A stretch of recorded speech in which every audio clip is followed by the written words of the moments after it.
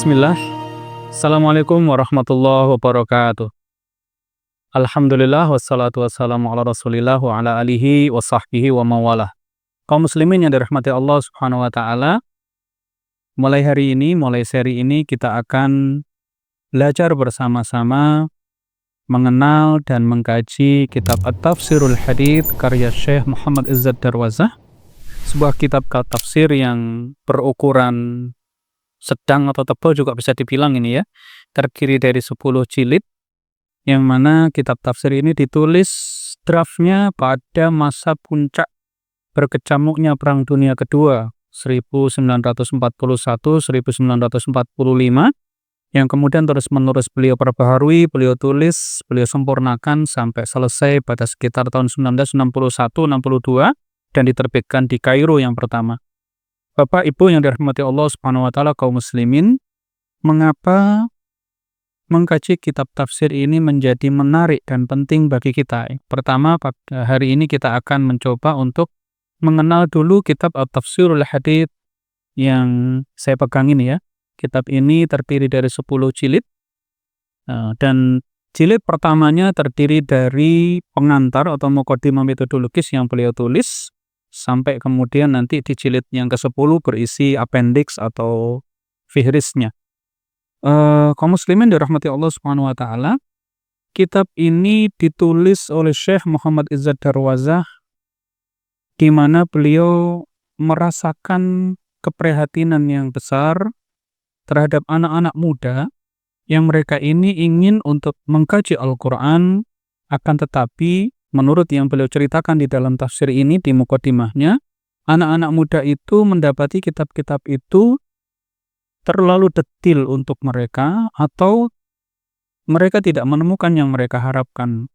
Apa yang dimaksud itu? Di dalamnya ada pembahasan-pembahasan yang mungkin terlalu rinci pada aspek kebahasaan nahwu shorof, yang bagi para mutakhasis mungkin sangat diperlukan, tapi bagi anak-anak muda yang mungkin awam, bukan mutakhasis, itu menjadi terlalu panjang. Atau mungkin ada di dalamnya bahasan-bahasan hukum dan fikih, yang mana mereka sebenarnya juga membutuhkan apa sih yang sebenarnya dimaksudkan oleh Al-Quran dari sisi untuk membimbing kehidupan mereka. Nah, Syekh Muhammad Izzad Darwazah dari renungan beliau yang panjang terhadap realitas kaum muslimin saat itu, untuk sedikit diberi gambaran, beliau ini menyaksikan dua peristiwa besar yang itu juga tercermin di dalam kitab yang beliau tulis ini, dan juga beberapa kitab yang menjadi pengantar dari kitab At-Tafsirul Hadits ini. Peristiwa besar pertama adalah dihapuskannya atau diruntuhkannya khilafah Utsmaniyah, khilafah Islamiyah pada tahun 1924. Yang kedua, sebagai rentetan dari itu adalah negeri-negeri kaum muslimin yang dibagi-bagi, dipecah-pecah oleh orang-orang yang ya para kafir ini, dan yang paling tragis di situ adalah tanah suci Palestina Al-Quds itu ya, yang kemudian tanah ini menjadi berada di bawah penguasaan orang-orang Zionis, laknatullah. Beliau menyaksikan bahwa kaum muslimin berada dalam situasi keterpurukan yang sangat. Dan beliau dari renungan yang panjang, beliau berpandangan bahwa kaum muslimin ini tidak mungkin bisa dibangkitkan kembali kecuali dengan merujuk kepada manhaj Qur'ani. Dan apa itu yang dimaksud dengan manhaj Qur'ani? Manhaj Qur'ani ini adalah bagaimana Allah Subhanahu wa taala membimbing umat ini, yakni generasi pertamanya terutama, melalui tahap-tahap penurunan Al-Quran. Karena kita tahu dalam catatan ulumul Quran, dalam catatan hadis, dalam riwayat asbabun nuzul dan seterusnya, kita mengenal dengan baik bahwa Quran itu tidak diturunkan sekaligus 30 juz komplit seperti ini gitu ya mungkin. Akan tetapi diturunkan tahap demi tahap dalam masa 23 tahun kepada para sahabat, kepada Rasulullah, yang mana setiap kali ada satu peristiwa, kemudian turunlah ayat tertentu. Dan itu yang menjadikan para sahabat ini memiliki kekokohan keyakinan yang luar biasa Karena setiap persoalan yang mereka hadapi itu dibimbing langsung oleh Al-Quran. Syekh Muhammad Izzad Darwaza mendapati bahwa tahap-tahap penurunan Al-Quran inilah yang menjadi kunci mantapnya pembinaan generasi sahabat itu.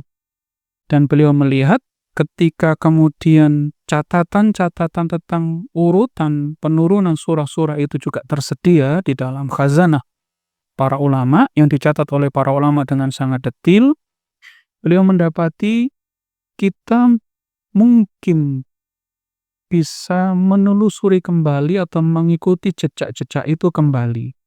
Nah, si tafsir ini ditulis dengan semangat itu. Maka beliau kemudian memilih metodologi yang mungkin tidak mainstream gitu ya. Yang biasanya kalau kitab-kitab tafsir itu ditulis mengikuti tertib mushafi, di mana surat yang pertama ditafsirkan adalah Al-Fatihah, disusul dengan Al-Baqarah, dan seterusnya sampai nanti terakhir adalah surah An-Nas.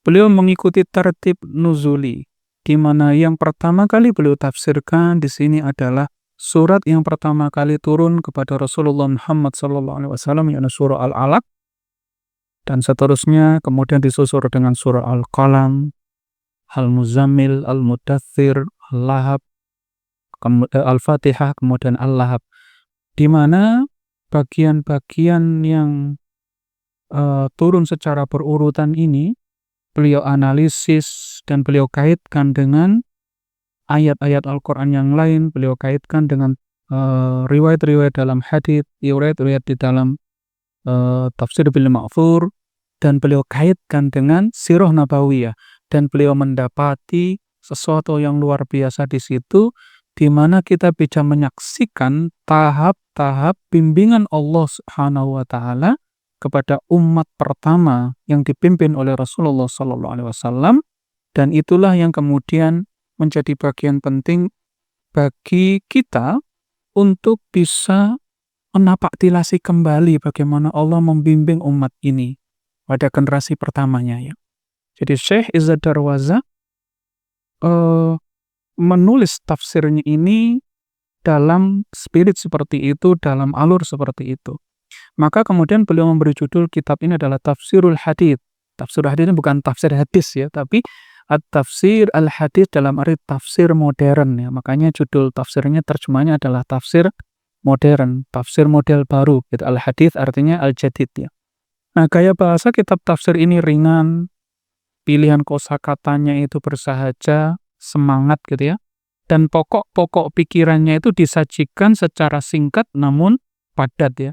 Menghindari analisis-analisis yang panjang yang berkaitan dengan misalnya nahwu, berkaitan dengan shorof, berkaitan dengan lughah, atau berkaitan dengan fiqh dan usul gitu ya. Dan beliau juga menghindari berita-berita Israiliyat ya, yang mana sebagian kitab tafsir itu dipenuhi dengan cerita-cerita ini ya, yang mana kadang-kadang juga malah membelokkan dari tujuan sebenarnya Al-Quran itu.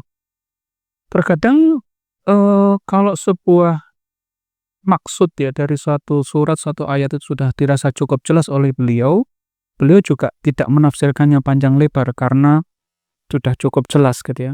Kan tapi ketika kemudian butuh penafsiran, nah ini menariknya ya, Syekh Izzad Darwaza itu kemudian membaca sangat banyak kitab tafsir yang tersedia. Waktu itu beliau kan menulis draftnya ini di Turki ya. Dan kita tahu perpustakaan Khilafah Islamiyah di Turki itu memang luar biasa karena ini ibu kota pemerintahan Islam di saat itu. Beliau mengakses sangat banyak kitab tafsir mu'tabar yang mulai dari Ibnu Katsir, At-Tabari, Ar-Razi, Al-Baghawi, Al-Khazin dan seterusnya, dan beliau baca itu ketika menafsirkan sebuah ayat maka beliau kemudian sarikan dia. Jadi maksud ayat ini kalau seperti di tafsir yang ini, beliau kumpulkan sehingga seolah-olah dengan membaca kitab tafsir karya Syekh Muhammad Izzad Darwaza ini kita seperti diajak bareng-bareng baca kitab tafsir yang sudah sangat banyak itu ya. Dan kita mungkin juga tidak punya cukup waktu untuk itu. Dan Syekh Izzad Darwaza ini menulis kitab tafsir ini dalam masa yang sangat panjang ya. Sejak tahun 40 sampai tahun 60-an, jadi hampir 20 tahunan kitab ini baru selesai. Nah, beliau menyatukan kesaling hubungan antara ayat, antara sirah, antara hadis itu sedemikian rupa sehingga kita ini kemudian merasakan spiritnya itu nyambung gitu ya. Spiritnya nyambung sehingga kemudian menjadi bagi kita ya di masa sekarang ini, di saat ini itu menjadi semacam shortcut gitu ya untuk bisa memahami sekaligus bagaimana ayat satu dengan ayat yang lain yang terhubung dengan hadis dan juga terhubung dengan sirah nabawiyah. Seperti apa lebih detailnya untuk metodenya, insya Allah kita akan kaji ini pada sesi berikutnya.